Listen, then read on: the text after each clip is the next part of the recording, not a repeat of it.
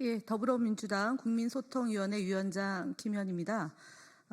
오늘 저희가 매주 금요일 날 민주파출소로 제보된 가짜 허위 조작 정보 감시단 활동을 국민들께 소상히 보고를 하겠다는 약속을 드렸는데, 저희 지난 금요일 날 활동에 대한 많은 관심과 애정어린 기사도 있었고요. 그다음에 국민의힘을 비롯한 또 다른 정당에서 저희 활동에 대한 왜곡이 있어서 바로잡고자 이 자리에 섰습니다. 먼저 내란 선전 및 명예훼손 유포 유튜브 고발 관련해서 해서 지금 양문석 의원님께서 먼저 입장문을 말씀드리겠습니다. 오늘 이 자리에는 전용기 소통위원장하고 함께했습니다. 허위조작단 민주파출소 관련 기자회견문을 양문석 의원께서 발표하시겠습니다.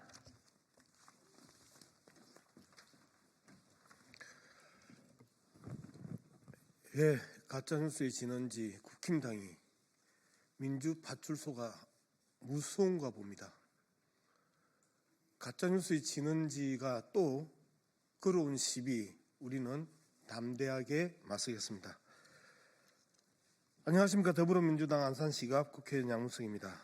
국민의힘은 민주파출소가 두려운가 봅니다. 민주당이 카카오톡 단체 대화방과 같은 SNS에서 확산되는 가짜뉴스를 제보받아 법에 저촉되는 경우 고발하겠다고 밝힌 것과 관련해 카톡 검열이라는 주장을 하면서 거세게 반발하고 있습니다. 국힘의 반응을 보면 스스로 가짜뉴스 진원지라고 자인하는 듯합니다. 국힘은 이미 과거 이명박 정부 시절 국정원을 동원해 심리전단을 운영하며 조직적으로 허위 정보를 유포한 전력이 있는 집단입니다. 또한 지난 대선에서 네트워크 어게인이라는 단톡방을 통해 부정선거 음모론 등 허위 정보를 조직적으로 유포한 사실이 드러난 바 있습니다. 이러한 비열한 전력에 더해 혹시 아직 밝혀지지 않은 댓글팀이나 허위정보 유포 조직이 더 남아있는 것일까요? 그렇지 않고서는 민주파출소에 대해 이렇게 격렬하게 반발하는 이유가 무엇입니까? 민주파출소는 국민들의 제보를 통해 가짜뉴스를 적발하고 특히 내란선동과 같은 법에 저촉되는 심각한 허위 정보를 고발하겠다라는 것이 목적입니다. 민주당은 개별 카톡방을 들여다보거나 사생활을 침해할 권한도 없고 그럴 의도도 없습니다. 이는 과거 국힘당 전신인 새누리당이 허위 왜곡 보도와 유언비어에 대응하겠다며 운영했던 가짜뉴스 신고센터와 다르지 않습니다. 요즘 국힘당 행태를 보면 그때는 맞고 지금은 틀리다. 또 이 주장인 것입니까? 국힘의 주장은 결국 자신들이 허위 정보의 생산, 유포, 방치를 하겠다는 선언으로밖에 들리지 않습니다. 국힘과 가짜뉴스 세력은 정치, 결사, 언론, 출판의 자유를 제한하는 내란 계엄령 먼저 비판하십시오.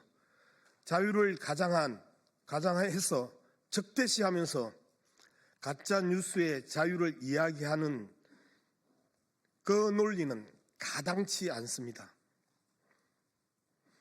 그런 비방에 단호하게 대처할 것이라고 다시 한번 거듭 우리는 강조합니다. 민주당 허위조작 감시단은 계속해서 멈추지 않고 가짜뉴스를 뿌리 뽑는 데 앞장서겠습니다. 민주시민 여러분께서도 허위정보 감시에 적극 동참해 주시기를 부탁드립니다. 감사합니다. 더불어민주당 허위조작 감시단 일동. 네, 이재명 대표가 준공에 보낸 SOS에 대해서 다시 한번 말씀드리겠습니다. 지난 1월 8일 날 이재명 대표가 준공 특파원들을 비롯한 한국 주재 외신 기자들과 비공개 모임을 갖고 대규모 전쟁을 통해 개체수를 줄인다고 발언했다는 게 언론 보도에 있었고요. 그가 이끄는 민주당이 대통령의 불법 체포영장을 발부받아 검찰, 경찰, 공수처 등을 압박하여 광란에 칼춤을 추는 것 또한 국가를 전복하고 정권을 침탈하여 준공에 바치고자 하는 행보다. 이것이 이재명 대표가 준공에 보낸 SOS라는 키워드로 무분별하게 유포되고 있는 허위 조작 정보의 일부입니다.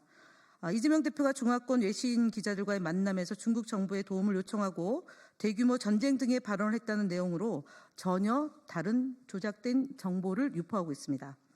저희가 지난 10일 날 국민소통위원회는 이와 관련된 허위 사실을 유포한 이상희 국민의힘 미디어특위위원장과 해당 내용을 보도한 언론사를 허위 사실 적시에 의한 명예훼손으로 경찰청에 고발한 바 있습니다. 그럼에도 불구하고 강신업TV, 신인균의 국방TV 등 각종 온라인 플랫폼과 소셜미디어를 통해 해당 조작 정보들이 여전히 빠르게 확산되고 있습니다. 이는 단순히 개인에 대한 명예훼손에 그치지 않고 헌법 질서를 부정하며 국가의 근간을 흔드는 중대한 범죄 행위입니다. 더불어민주당은 이를 단호히 용납하지 않을 것입니다. 왜곡과 거짓으로 정치적 이익을 추구하려는 세력에 강력하게 맞설 것입니다. 이를 바로잡기 위해서 국민과 함께 노력할 것을 다시 한번 강조드립니다. 더불어민주당은 허위 조작 정보를 생성하거나 유포하는 자를 그리고 이를 방조하거나 학대 재생산하는 세력들에 대해서 어떠한 관용도 없을 것입니다. 또한 앞으로도 책임 있는 정치를 통해 국민의 신뢰를 얻고 올바른 여론 형성을 위해 최선의 노력을 다할 것입니다. 앞서 말씀드렸던 내용 포함해서 저희가 12산 내란 계엄령과 관련된 허위 조작 정보를 파악하고 이를 법적 대응하기 위한 변호인단을 구성할 것을 말씀드리고요. 이에 대한 구체적인 준비가 되는 대로 추후에 다시 브리핑하겠습니다. 다음으로는 전영기 의원께서 말씀 있겠습니다.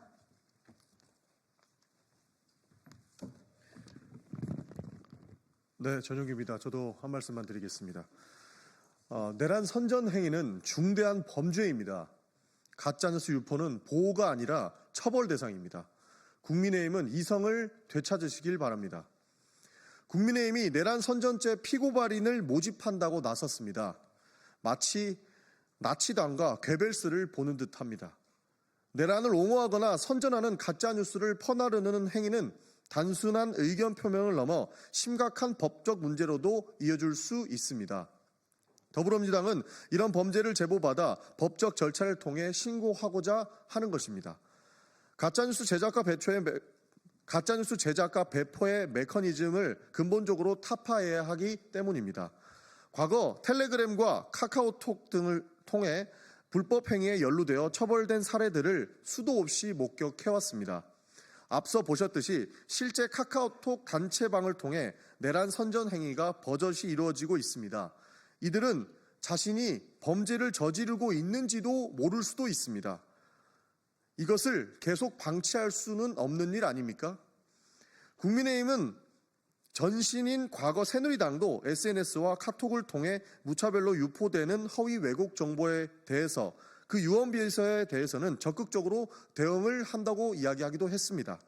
그런데 가짜뉴스를 제보받아 수세 의뢰하는 걸 국민의힘이 나서서 막고 저지하는 것이 옳은 일이라고 할 수 있습니까?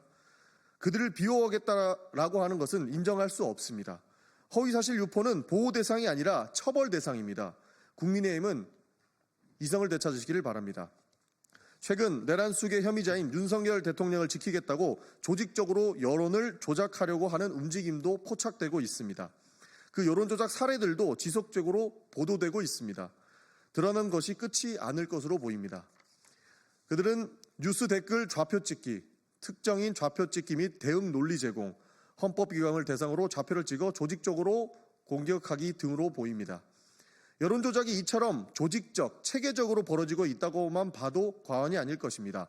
일벌백계에서 강력히 대응해야 할 사안입니다. 악의적 의도를 가지고 범죄를 저지르는 행위는 표현의 자유로서 보호할 수 없습니다. 가짜뉴스 여론 조작에 단호히 대처하는 것은 공당의 책임이자 의무입니다.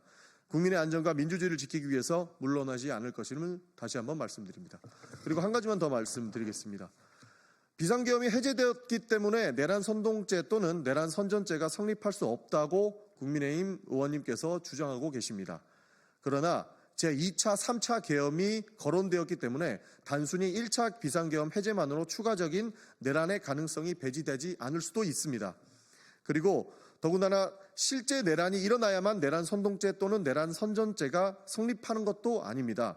이석기 전 의원의 사건을 보더라도 우리 법원은 내란 음모 혐의를 무죄로 판단하고 이 전 의원이 실제 내란 행위를 일으키지 않았지만 내란 선동죄 유죄로 처벌하였습니다.